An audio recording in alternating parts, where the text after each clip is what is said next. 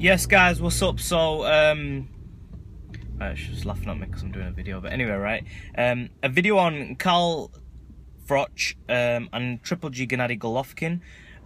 Apparently this fight's already in talks. Eddie Hearn saying that Froch wants to fight and they're gonna do it in Wembley. And yeah, man, so basically we could be seeing Froch versus Gennady Golovkin. I mean, obviously if Floyd Mayweather chooses Gennady Golovkin and that goes out the window, but I don't know, man. It's a difficult fight to make, Triple G versus Floyd Mayweather, simply because of the weight differences and whatnot. I think the easier fight to make would be Mayweather Khan. So yeah, man, I think Triple G Gennady Golovkin, if he fights Froch, people are gonna say, oh, he's ducking Ward. I personally think that Triple G, I mean, it's very clear to me what he's doing. He's hunting for the money, you know. And this is why I like Canelo more than Triple G, because he doesn't necessarily hunt for the money. Canelo hunts for pride, for fights. He's not really you can say like he really wants money, you know, you can make excuses for that, but I don't think he does. I think like fighting James Kirkland, fighting Erislandy Lara when the public wanted to see it, I think that was his motives are more than just money, you know. Whereas I think Triple G Gennady Golovkin is definitely looking for that big money fight, and he knows that Froch in Wembley would give him, you know, a substantial amount of money. So I think that's why he's going for this fight, Froch. Otherwise, you know, remember what I was saying about Andre Ward? I mean, he's not taking on Ward, he's taking on Froch. People think that Triple G Gennady Golovkin is going to walk through Froch, and I'm going to explain to you why that's not going to be the case. I don't think it's going to be an easy fight, because stylistically, Froch, right, at this age in particular, people are not giving Froch the credit he deserves.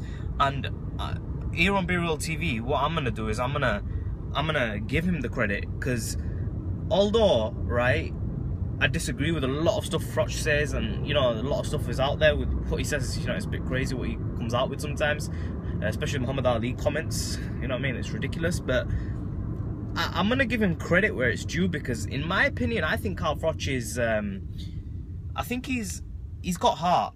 You know, I think he's slightly overrated by some people, but I think he's got heart. And I think what he did against George Groves, I mean, you have to rate him. And people are making memes about, oh, Froch. Let him say what he wants to say about. If he wants to say a million times that he knocked out George Groves in Wembley Stadium, let him say it. He deserves to say it, because that was a difficult fight. It was a rematch, and Froch, on a big podium, on a big scale, he stood up and he knocked George Groves out. So I mean, you got to give Froch credit on that, man. You can't take that away from him at all. I'm not going to take it away from him. I don't want to take it away from him. You think you've got a great Froch fight he did against George Groves. George Groves was beating him the first time, and he came back and he finished it with a knockout. You know, a lot of people wouldn't be able to do that on such a big scale. I mean, a lot of big fights, they end up like, I mean, if you look at Danny Garcia and Matisse, for example, Matisse versus Provodnikov, there's 2 fights there which were expected to be big fights, and there was a lot of expectations. When the expectations are high, it's very rare, you know, that nowadays especially, I mean, back in the day you'd get fireworks, but nowadays you don't really get fireworks. And Froch gave us that, and he knocked out George Groves, and you have to give him credit for it, man. You really have to give him credit. What else? I mean, yeah, okay, so Triple G Gennady Golovkin versus Froch, the dynamics of the fight. I don't think that Triple G's gonna have an easy time with Froch. I'll tell you why, because Froch at this age can bang. He's gonna stand there and trade a little bit more than he would have when he was young. When I interviewed Froch, he said he'd stay behind the jab and try and outbox Gennady Golovkin if he has to. But I don't think that he can outbox Triple G. I think Triple G outboxes him. Triple G, what he does is he throws a lot of arm shots, but them arm shots carry a lot of power, and his punch volume can be quite high when he chooses to. He cuts off the ring. But my thing is this, right? Triple G only knows how to fight one way. That's coming forward. What happens if Froch is actually the bigger puncher in there? Because different weight classes, Froch is big at his weight. He's not small at his weight. And if he works on power, he'll be even stronger at the weight. Whereas Gennady Golovkin is small in the weight class below. You know, 160 pounds. He's small at that weight class. I mean, he's talking about making 154 for Mayweather, yet you're going to go up and fight for Froch. Fighting Andre Ward would be a different story, because Ward would be a technical fight. But fighting Froch in the weight class above, I mean, you're looking at fireworks right there. You're looking at some big punches thrown. Froch has got a very, very good chin. George Groves dropped him. I'm telling you, when a guy moves up a weight class, especially a guy like Triple G, who I'm not really sure what he does with in terms of strength and conditioning, but I think like people are writing off Froch a little bit too easy here, and I don't think you should do that. I mean, don't get me wrong, Gennady Golovkin, obviously, he could outbox Carl Froch. You know, he could just outbox him. He might knock him out. You know, obviously, Gennady Golovkin's got the amateur record. He's unbeaten. He's a killer. You've got to rate him. Gennady Golovkin is very, very good, but I really feel that people are hyping him up a little bit too much, and maybe he is the real deal, but you don't hype a fighter up this much until you've seen him in with some real fighters. And I think, like, I mean, like, comparing him to Marvin Hagler when he's faced nobody, that's ridiculous. It's really ridiculous. You shouldn't do that with Gennady Golovkin. I don't think you can. He's not faced anyone yet. I mean, his resume is okay, but it's not very strong. Carl Froch has the superb, like, resume. I mean, you look at Carl Froch's resume, he's faced everyone.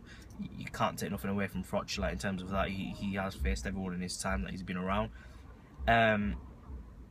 Obviously, there's the argument about, oh, he's not facing James DeGale and whatnot, but I think Gennady Golovkin's good fight for Froch at this point. I think it's a hard fight. I don't think it's easy for Froch. But in Wembley, I mean, I'd like to see it. You know what I mean? If nothing else, we're not going to really see Froch versus DeGale, I don't think. I think we're going to have to see Froch versus Gennady Golovkin. Maybe Gennady Golovkin comes to Wembley and beats Froch because, you know, he's a superb boxer. But I mean, if it comes down to fireworks, I mean, yeah, Gennady Golovkin's got a good chin, but Froch has got a good chin in the weight class above. And I definitely think the weight class difference is very understated. People aren't really making much of it. But, you know, if I'm wrong, if Gennady Golovkin in the amateurs, he's fought in higher weight classes and this and that, and whatever, you know, things you want to say, leave your comment section below. Tell me what you think, you know. This is just my opinion. Leave your comment section below, subscribe as always. I think, like, people are writing off Carl Froch, and I don't think you should write off Carl Froch. I think he's a live fighter in this fight, a very live fighter. Comment section below, subscribe as always, in a bit.